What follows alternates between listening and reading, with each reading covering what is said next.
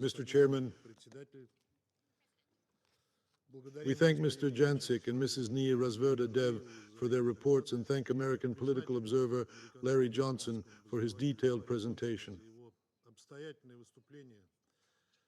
Mr. Johnson, who has extensive experience in the field of anti-terrorism, including the work of the United States government agencies, clearly shows how absurd any attempt by the United States authorities and their allies to turn a blind eye and divert the attention of the international community from the terrorist attack on the Nord Stream gas pipeline.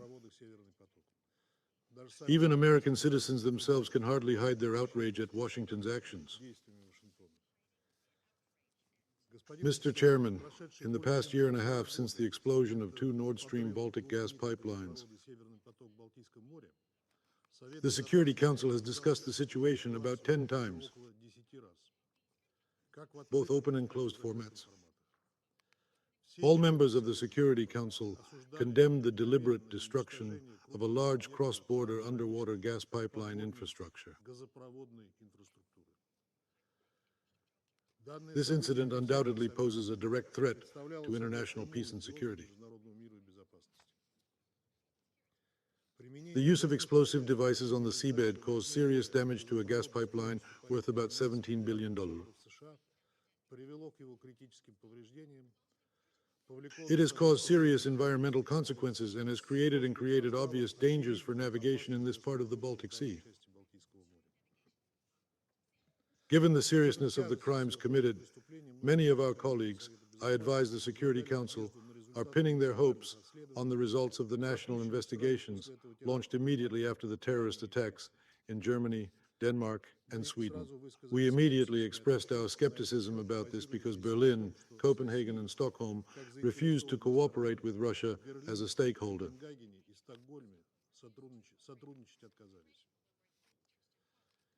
These doubts have been exacerbated by the fact that these countries have flatly refused to address the Security Council, to talk about its work, and to confine themselves to the spread of empty and ambiguous words, letters.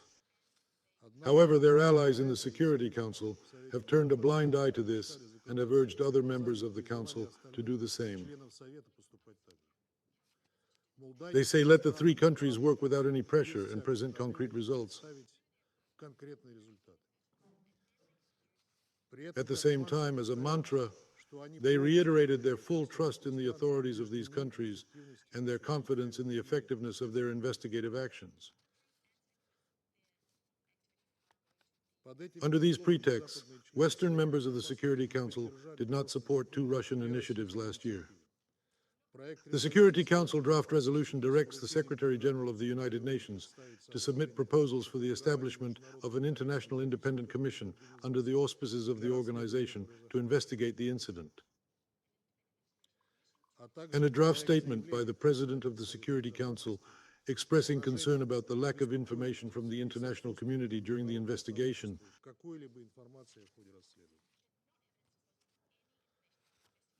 As a result, the Russian Federation has been repeatedly warned of this dangerous situation by some other colleagues. The Security Council is beginning to be implemented before our eyes.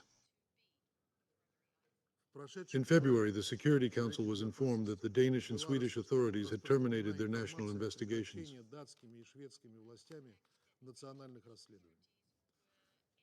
They found nothing.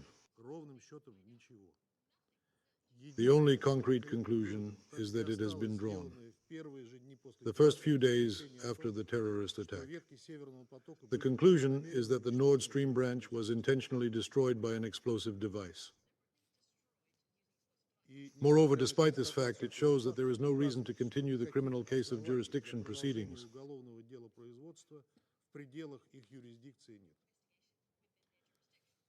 That is to say, there is a crime. But no one will identify the culprits and bring them to justice.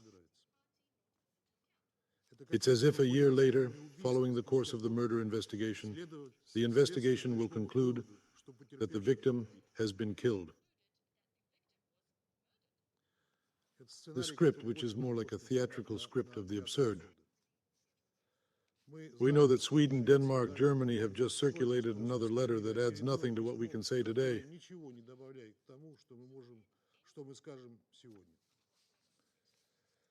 However, this is a fair situation for Western members of the Security Council. Their allies' inconclusive conclusions do not seem to be embarrassed. Another act of performance in this absurd theater is their blatant sabotage of our proposed negotiations. This month, a new draft presidential statement of the Security Council. According to our idea, it will allow us to assess the situation surrounding the destruction of Nord Stream after the Danish and Swedish investigations are completed. As serious authors, we have maintained our project in a very balanced way.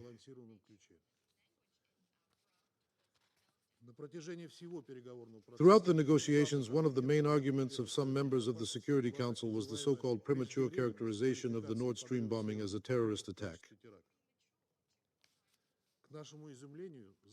Our surprise to the West. In general, it turns out that any reference to the terrorist nature of the incident is extremely inconvenient. They are even based on the provisions of the international instruments to which they are parties, namely the 1997 International Convention for the Suppression of Terrorist Bombings. A logical question arises because our Western colleagues usually characterize what happened, if not a terrorist attack. In the past, we thought that this qualification was derived from their statements to the Council. However, the progress of the draft statement is not all surprising. Contrary to basic logic, Western colleagues tried to push the Copenhagen Water Project from Stockholm for an efficient and impartial investigation.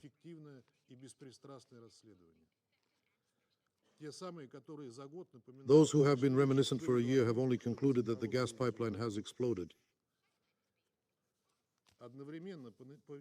At the same time, it presents logic that we cannot understand. They sought to remove from the text any wording that suggested the possibility of collective efforts to establish the circumstances of the incident after the ongoing investigation. In general, throughout the work of the text, Western colleagues have eloquently exposed themselves. Exposing themselves, showing that they have absolutely no interest in finding and punishing the perpetrators of the Nord Stream bombing. There is no other explanation for their behavior. With this understanding, further work on the draft presidential statement of the Security Council is considered to be completely meaningless. I would like to announce this at the current meeting.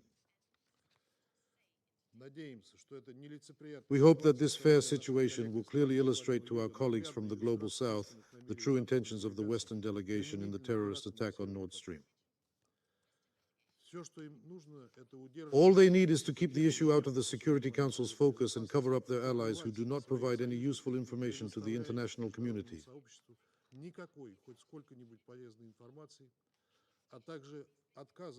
And those who refuse to cooperate with Russia, in particular Article 10, to refer to the International Convention for the Suppression of Terrorist Bombings, to which we have referred. In this regard, I would also like to point out that all requests by the Russian authorities for cooperation within the framework of the investigation into the Nord Stream terrorist attack have been addressed to their colleagues in European countries conducting investigations, were consistent and demonstratively ignored. If we get any answers, they're just official unsubscriptions.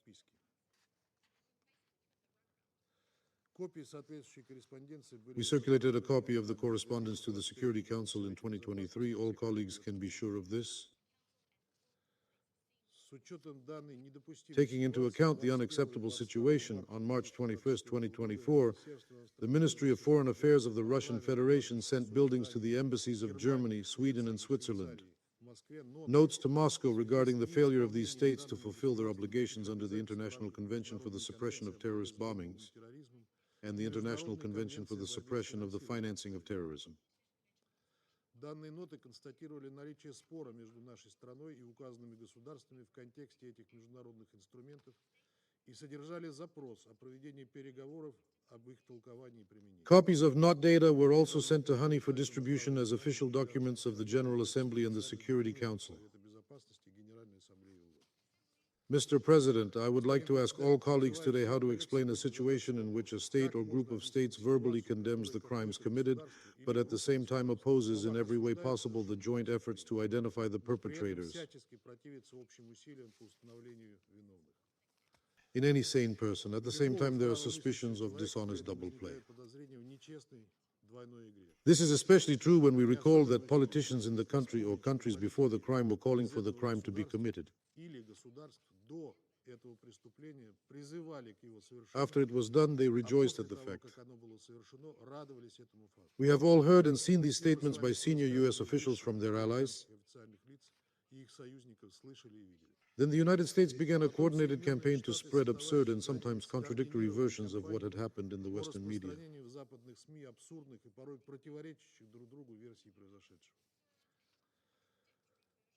I can foresee the angry cheers of our American colleagues after our speech. How can we blame the United States and its allies?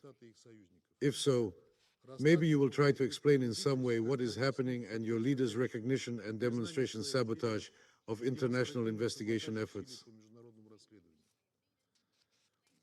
Hey, explain it so that you don't sound like a crazy hat from Alice in Wonderland, but a representative of a permanent member of the Security Council. Symptoms that make the absurd standards of Western political and media institutions. The private sector has recently joined in. According to media sources, insurance companies Lois London and Kanalchik Insulades have rejected the company of Nord Stream AJ, the operator of the natural gas pipeline. Payment of compensation for alleged damage to Nord Stream as a result of hostilities. It would be very interesting to know, how is there any armed conflict in the Bornholm area of the Danish-Swedish exclusive economic zone? And are these countries aware of this?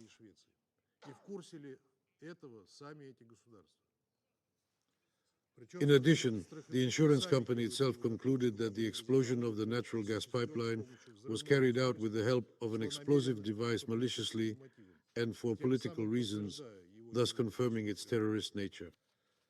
Mr. President, we have no doubt. At today's meeting of Western counterparts, the missile defense system continued to expose itself equally absurdly, praising the Danish and Swedish authorities for wasting a year and a half and defending the German investigation, the results of which the international community still knows nothing. They went on to talk about the lack of added value in international efforts. Their goal is so clear that they will write this lost fairy tale for an infinite period of time. It is time for the international community to forget about this terrorist attack. However, we will not forget this, of course. If the Western narrative of Iran seems unconvincing, their argument is now simply impossible to take seriously. We have no doubt that this is understandable to a growing number of member states. In addition, we all clearly see that the United States and its allies will not delay the investigation when they need it. It is enough to remember the damage to the gas pipelines, bolts, connectors, and communication cables connecting Finland, Estonia, October 8, 2023. The interim conclusions of the investigation were released 10 days later. Or a more recent example, even without any investigative data, the terrorist attack on the blood of Crocus City Hall near Moscow a month ago, the United States and its allies, contrary to objective facts, came to a conclusion in one day. The Kiev regime has nothing to do with this, and they have tried and are still trying to convince us to participate in the ISIS terrorist attacks. Where are the miracles? Here, they can not only prevent others from being disturbed by the situation with Nord Stream. I wonder if Washington realizes how absurd this all looks. Or there, he seriously treats the rest of the world as fools. Nonetheless, while other states are constructive in re-emphasizing the Russian Federation, it will not allow the topic to be put on hold. Sweden's distribution has been formally signed in its own helplessness, and Germany has not informed anyone of the progress of the investigation. If it is being carried out at all, then everyone should have. Obviously, the truth of the incident can only be ascertained through the cooperation of the international community.